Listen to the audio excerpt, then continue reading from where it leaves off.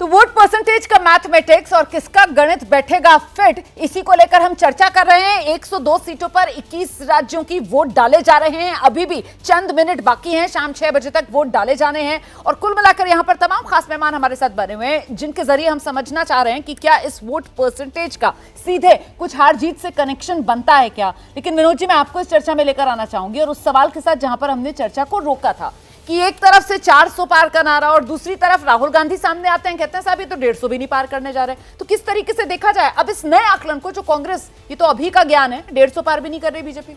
देखिए, ये कांग्रेस का जवाब है भारतीय जनता पार्टी को 400 पार का। दरअसल नेता लोग जो है, जो बड़े शीर्ष नेता देर होते से हैं, नहीं आया ये जवाब। हाँ, देर से आया। जो शीर्ष नेता होते हैं वो नैरेटिव बनाते हैं अपने कार्यकर्ताओं को, प्रेम शुक्ला और सुरेंद्र राजपूत जी जैसे कार्यकर्ताओं को टॉकिंग पॉइंट देने के लिए। अब जब से मोदी जी ने 400 पार और 370 की बात की, बीजेपी का हर नेता, हर कार्यकर्ता 370 400 के अलावा कोई बात नहीं करता।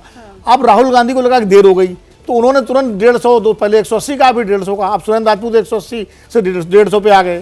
तो कार्यकर्ता, अब कांग्रेस की किसी भी कार्यकर्ता से बात करिए, प्रवक्ता से, वो कहेगा 150 सीटें आ रही हैं, 180 आ रही हैं, क्योंकि राहुल जी ने बोल दिया। ऐसे बीजेपी की कार्यकर्ता से बात करिए, वो 370 400, क्योंकि मोदी जी ने बोल दिया। तो शीर्ष नेता जो नैरेटिव गढ़ते हैं, पार्टी के कार्यकर्ता उसी को नीचे तक ले जाते हैं। और वो गढ़ाई इसलिए जाता है ताकि पार्टी के कार्यकर्ताओं को कुछ मिले और उस बात को आगे बढ़ाया जाए। राकेश शुक्ला जी कुछ जोड़ना चाह रहे थे, सर आइए।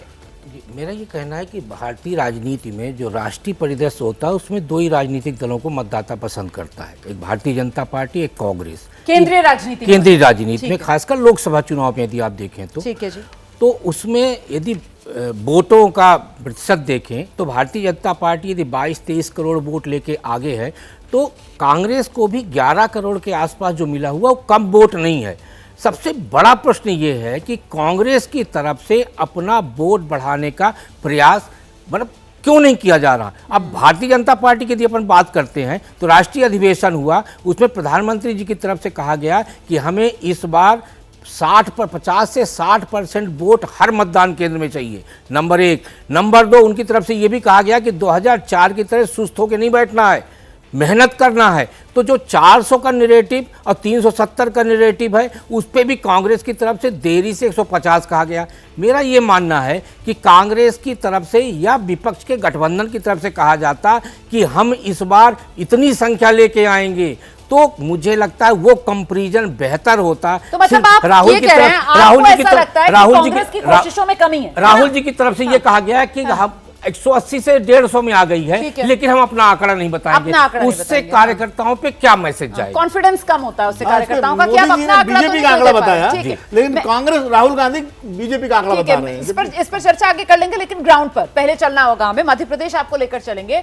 मध्य प्रदेश में हमारे सहयोगी रविकांत इस वक्त हमारे साथ जुड़ रहे हैं, छिंदवाड़ा से जुड़ रहे हैं। छिंदवाड़ा वो सीट, मध्य प्रदेश की 29 लोकसभा सीटों की वो इकलौती सीट जो चाहे 2014 हो चाहे 2019 हो, 29 में से 28 की 28 सीटें बीजेपी जीत ले जाती है और सिर्फ एक ये छिंदवाड़ा की सीट जो हर बार कांग्रेस की झोली में आ जाती है। आज दिन भर छिंदवाड़ा का चुनावी मिजाज आपने ग्राउंड पर किस तरीके से देखा रविकांत? देखिए रोमाना, हर जगह ही ये नज़र आ रहा था कि कांटे की टक्कर जिसे कहते हैं, हर जगह बीजेपी को भी पूछने वाले लोग मिल रहे हैं, कांग्रेस को भी पूछने वाले लोग मिल रहे हैं। कुछ साइलेंट वोटर्स हैं। ज़्यादातर मुस्लिम इलाकों में जब हम गए तो वहाँ पर साइलेंट वोटर ज़्यादा थे। आपको बता दें कि इस समय जब हम आप बात कर रहे हैं तो सबसे ज़्यादा वोटिंग हो रही है। दिन भर कड़ी धूप थी, जिसकी वजह से धूप में लोग कम निकल पा रहे थे। किसी भी पोलिंग बूथ पर लंबी लाइन देखने को नहीं मिल रही थी, लेकिन अब जबकि थोड़ा धूप कम हुई है, तमाम लोग हमारे साथ खड़े हुए हैं। इतने लोग सुबह नहीं मिल रहे थे और इनसे भी हम बात करेंगे कि इन लोगों ने किस मुद्दों पर वोट दिया है। बहुत सारी चीज़ें मुद्दों से पता लगती हैं कि छिंदवाड़ा की जो जनता है वो क्या सोच रही है। आप लोग बताइए, क्या मुद्दे थे आप लोगों के?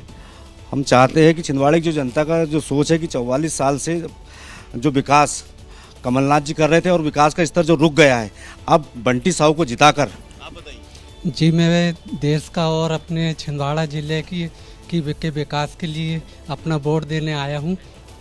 कोई भी प्रत्याशी का नाम ना बताए, सिर्फ वोटिंग किस मुद्दे पे दिया है। आप बताइए, वोटिंग किस मुद्दे पे? विकास के मुद्दे पर वोटिंग हुई है और भारतीय जनता पार्टी मोदी जी के नेतृत्व में भारी मतों से। आप बताइए। बस वोटिंग उसी हिसाब से हुई है। आप लोग बताइए, जी हम तो रोजगार के लिए और देश के विकास के लिए वोटिंग किए हैं। आप क्या कह रहे हैं? लोकल कैंडिडेट इस बार हमारे यहाँ पे था, इसलिए हमने उनको समर्थन किया। आप बताइए, देश के विकास के लिए वोट। विकास के लिए।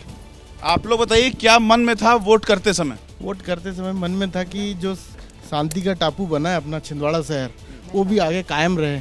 इस शांति के टापू के लिए सब लोग, बड़ा शांति का टापू है। 44 साल से जो छिंदवाड़े का विकास हुआ है उसके लिए लोगों ने मत दिया है अपना, और आगे भी उम्मीद है उनसे कि ये विकास करते यानी आधे लोग इधर आधे लोग उधर दिख रहे हैं। सर विकास पुरुष की जरूरत है। लोकलिटी पे देखा जाएगा तो 44 साल से वो हमारे यहाँ पे रेसिडेंटल नॉन रेसिडेंटल नहीं कहलाएंगे। अपनी उंगली दिखा दीजिए, सब लोग वोटर है ना।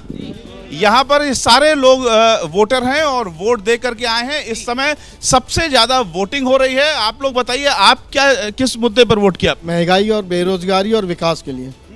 महंगाई, बेरोजगारी, शिक्षा। बिल्कुल, तो ये छिंदवाड़ा की जनता अपने अलग अलग मुद्दों को लेकर वोटिंग बूथ पर कुछ ने वोट डाल दिया है, कुछ वोट डालने के लिए पहुंचे। और ये अच्छी तस्वीर दिखाई रविकांत आपने कि जैसे जैसे शाम ढल रही है, अब हालांकि वक्त कम बचा है, लेकिन अभी भी लोग निकल रहे हैं घर से वोट डालने के लिए। और देखिए, अगर 6 बजे से पहले पहले आप पोलिंग बूथ पर जाकर लाइन में खड़े हो जाएंगे ना, तो अगर 6 भी बज जाएगा तो भी आपको वोट डालने की इजाजत दी जाएगी। तो इसलिए अभी भी मौका है, जल्दी से निकलिए अपने घर से। अगर आपके इलाके में वोटिंग हो रही है, आपने अभी तक वोट नहीं दिया और आपके किसी जानने वाले ने वोट नहीं दिया, तो अपनी जिम्मेदारी प्लीज निभाइए। रविकांत, फिलहाल बहुत शुक्रिया आपका ये तस्वीर हमें दिखाने के लिए।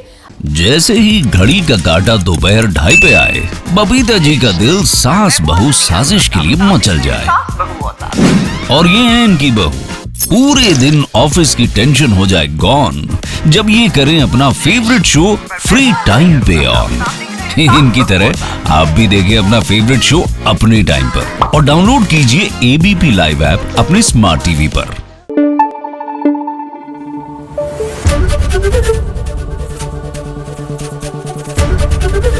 ABP न्यूज आपको रखे आगे।